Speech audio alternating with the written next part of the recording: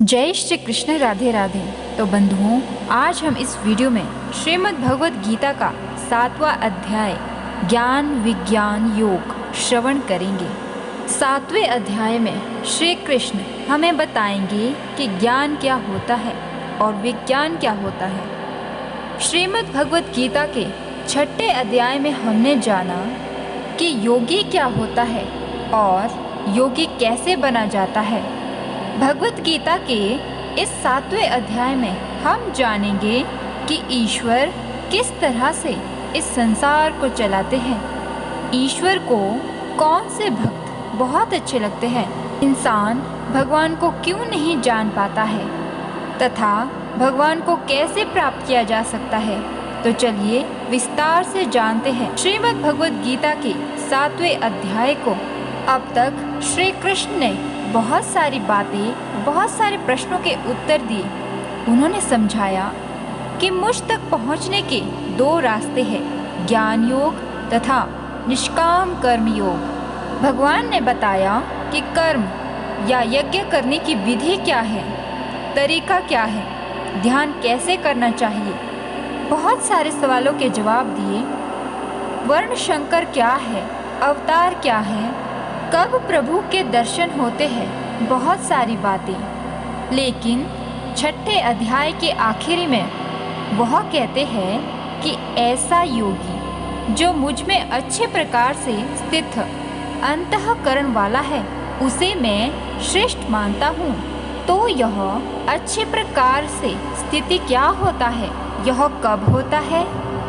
तो इस अध्याय में जब हम आगे बात कर रहे हैं तो इसमें हम ज्ञान की बात करेंगे, विज्ञान की बात करेंगे। ज्ञान तो वो है जब आप मोक्ष प्राप्त कर लेते हैं और फिर जब अमृत तत्व की जानकारी मिलती है तो उसे ज्ञान कहते हैं।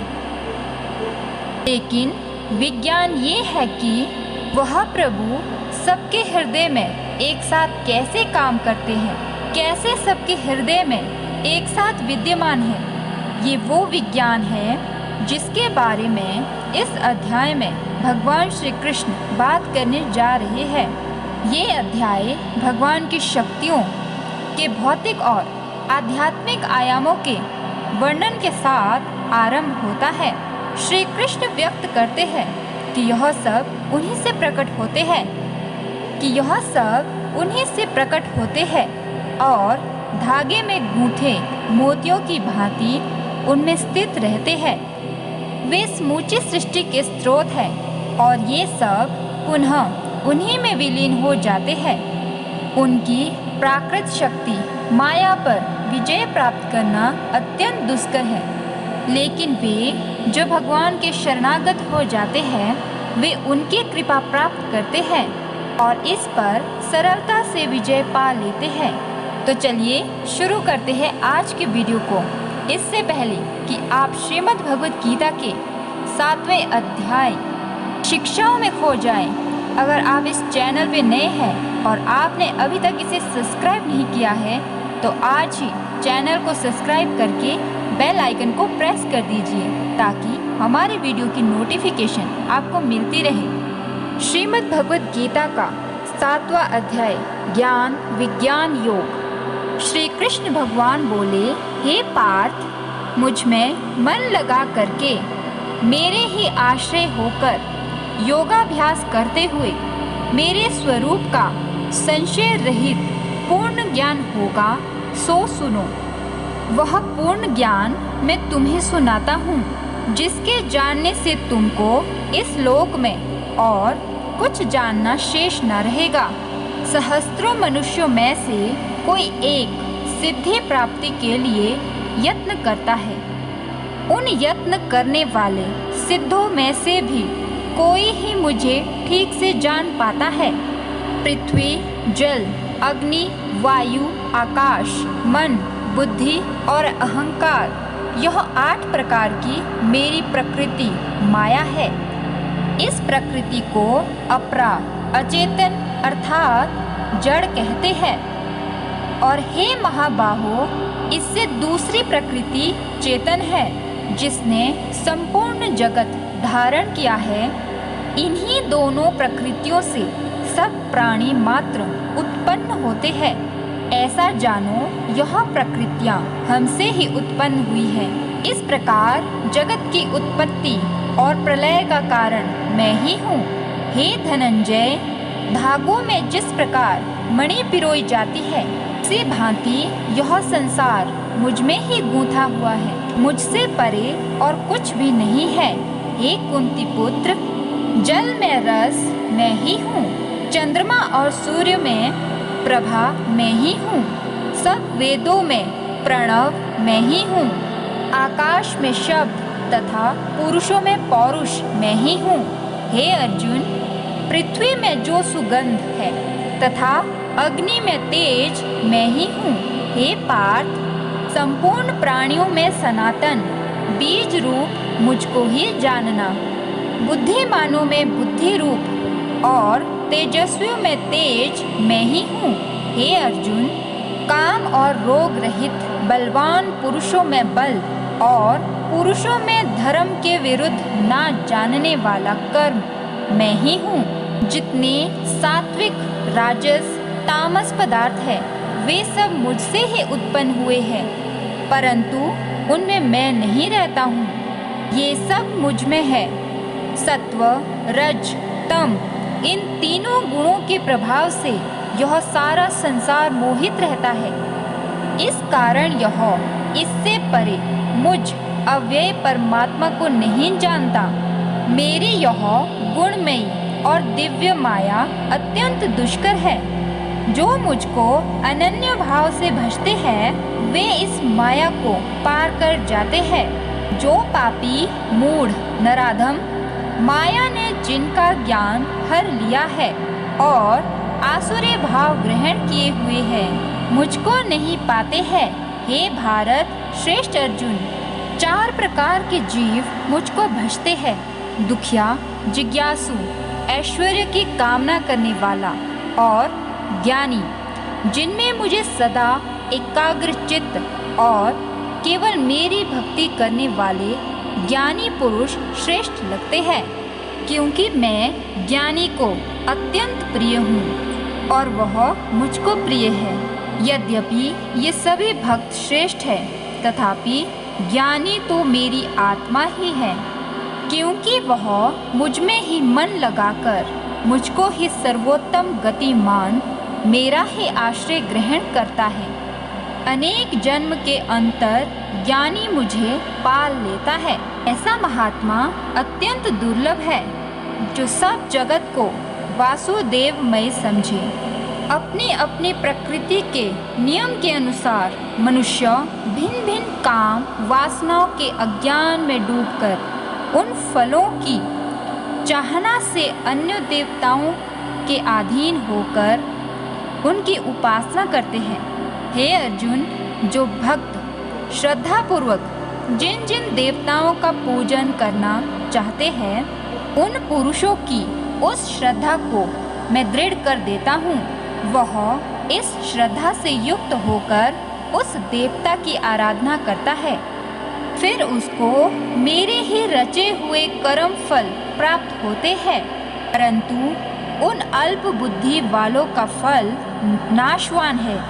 देवताओं की आराधना करने वाले देवताओं को मिलते हैं और भक्तजन मुझ में मिल जाते हैं। मेरे अव्यय, अविनाशी, अत्युत्तम स्वरूप को ना जानकर मंद बुद्धि लोग मुझ अव्यक्त को व्यक्त देहधारी मानते हैं। मैं योग माया से आच्छादित होने के कारण सबको नहीं दिखता हूँ। उसी से मूढ़ लोग अनादि तथा अविनाशी मुझको नहीं जानते। हे अर्जुन, मैं भूत, भविष्य और वर्तमान के सब प्राणियों को जानता हूँ, पर मुझे कोई भी नहीं जानता। हे भारत, हे परंतप, इच्छा और द्वेष से उत्पन्न होने वाले सुख दुख आदि द्वंद्वों के मोह से जगत के सभी प्राणी भ्रम में फंस जाते हैं। जिन पुण्यात्माओं के पाप नष्ट हो गए हैं, वह पुरुष द्वंद्व के मोह से छूटकर दृढ़ निश्चय करके मेरी भक्ति करते हैं। जो मेरा आश्रय लेकर जन्म मरण के दुख दूर करने के अर्थ प्रयत्न करते हैं, वे पुरुष ब्रह्म, आत्मज्ञान और संपूर्ण आज्ञा को जानते हैं। जो अधिभूत, अधिदेव और अधियज्ञ इन सब में व्याप्त मुझे जान पाते हैं, वे समाधिष्ठ पुरुष मरण काल में मुझको जानते हैं। तो बंधुओं, ये था श्रीमद् भगवत गीता का 7वां अध्याय ज्ञान विज्ञान योग। और अब श्रीमद् भगवत गीता के 7वें अध्याय का महात्म्य श्रवण करते हैं। श्री नारायण जी बोले, हे लक्ष्मी, अब 7वें अध्याय का महात्म्य सुनो। एक पटेल नामक नगर था, जिसमें शंकुकर्ण वैश्य रहता था।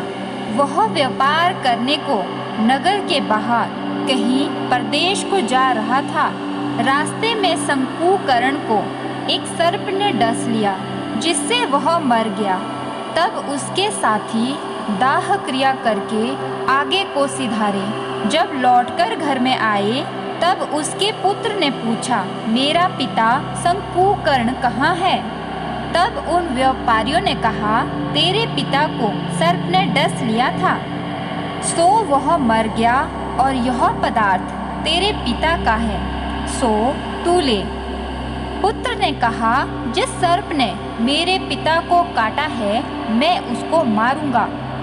उन व्यापारियों से कहा, चलो वह ठौर मुझे बताओ जहाँ मेरा पिता शंकुकर्ण मरा है।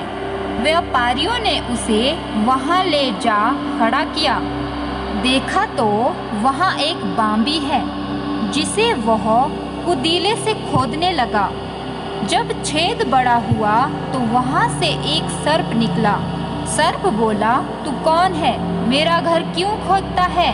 उस बालक ने कहा, मैं शंकुकर्ण का पुत्र हूँ। जिस सर्प ने मेरे पिता को मारा है, मैं उसको मारूंगा। तब सर्प ने कहा, हे पुत्र, मैं तेरा पिता हूँ, तू मुझे अधम देह से छुड़ा और मुझे मत मार। तो मेरे पूर्व जन्म का कर्म था, सो मैंने भोगा। तब पुत्र ने कहा, हे पिता, कोई यत्न बताओ जिससे तुम्हारा उद्धार हो। तब उस सर्प ने कहा, हे पुत्र, किसी गीता पाठी ब्राह्मण को घर में भोजन कराओ और उसकी सेवा करो, तो उसके आशीर्वाद से मेरा कल्याण होगा। तब उस बालक ने अपने घर में उस नगर में जितने गीता का पाठ करने वाले थे, उन सबको बुलाकर श्री गीता जी के 7वें अध्याय का पाठ कराया और उनको भोजन करवाया। तब उन ब्राह्मणों ने आशीर्वाद दिया। तब तत्काल वह अधम देह से छूटकर देव देही पाकर विमान पर चढ़कर आकाश मार्ग को जाता हुआ अपने पुत्र को धन्य धन्य कहता हुआ वैकुंठ धाम को प्राप्त हुआ। तो बंधुओं, ये था श्रीमद् भगवत गीता का 7वें अध्याय का महात्म्य।